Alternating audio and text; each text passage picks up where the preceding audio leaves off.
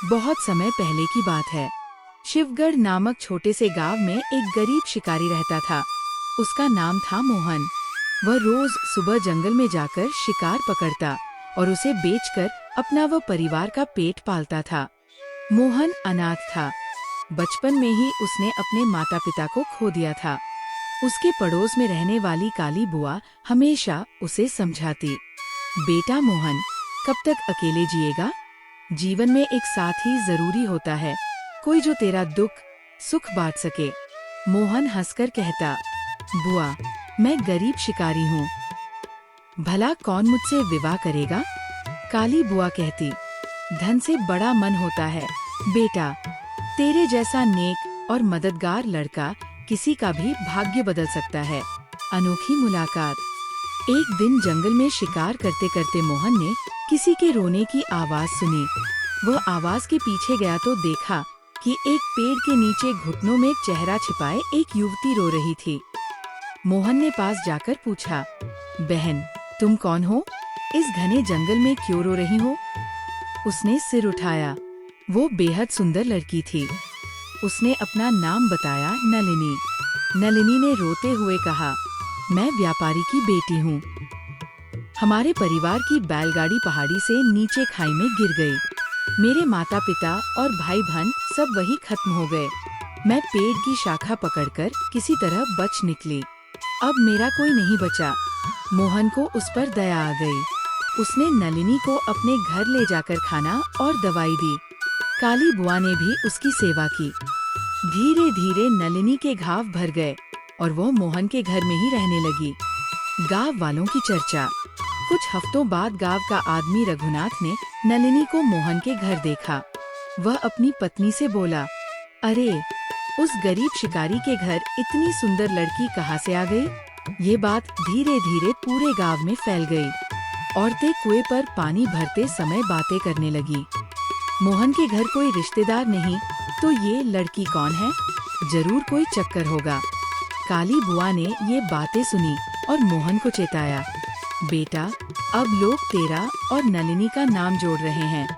समाज में हर रिश्ते को पहचान चाहिए। बिना विवाह के एक साथ रहना गांव वालों को मंजूर नहीं। मोहन उदास होकर बोला, लेकिन बुआ, मैं तो गरीब हूँ। नलिनी जैसी सुंदर लड़की को अच्छा वर मिल सकता है, वह मुझसे विवाह क्यों करेगी?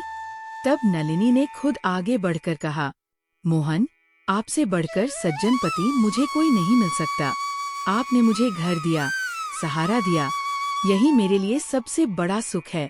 मैं आपसे विवाह करना चाहती हूँ। कुछ ही दिनों बाद दोनों का विवाह हुआ। गांव वालों की जुबान बंद हो गई। अचानक धनवान। विवाह के बाद मोहन रोज की तरह शिकार करके बेचता रहा। एक रात जब दोनों सो रहे थे, तभी उनके पलंग के नीचे से तेज प्रकाश निकलने लगा। मोहन ने झांक कर देखा, सोने के सिक्के और रत्नों का ढेर। वह हैरान रह गया। ये खजाना अचानक कहाँ से आ गया? नलिनी मुस्कुराकर बोली, इसे ईश्वर का आशीर्वाद समझो। तुम्हारी नेक दिली और कर्मों का फल है। मोहन और नलिनी अब बड़े घर में रहने लगे। गांव वाले आश्चर्यचकित थे कि अचानक गरीब शिकारी अमीर कैसे हो गया। रहस्य का खुलासा।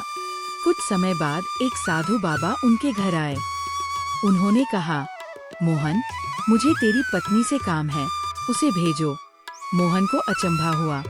साधु बाबा जाते ही उसने नलिनी से सवाल किए। तब नलिनी ने गहरी सांस लेते हुए कहा, अब समय आ गया है कि सच बता दूं।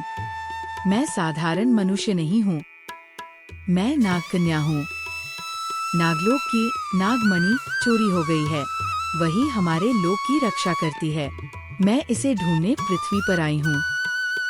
बाबा उसी साधना में मेरी मदद कर रहे थे। मोहन स्तब्ध रह गया, मगर बोला, तुम मेरी पत्नी हो। अब तुम्हारा रहस्य जानकर भी मैं तुम्हें छोड़ूंगा नहीं। नागमणि लाने के इस कार्य में मैं भी तुम्हारे साथ हूँ। तांत्रिक से सामना।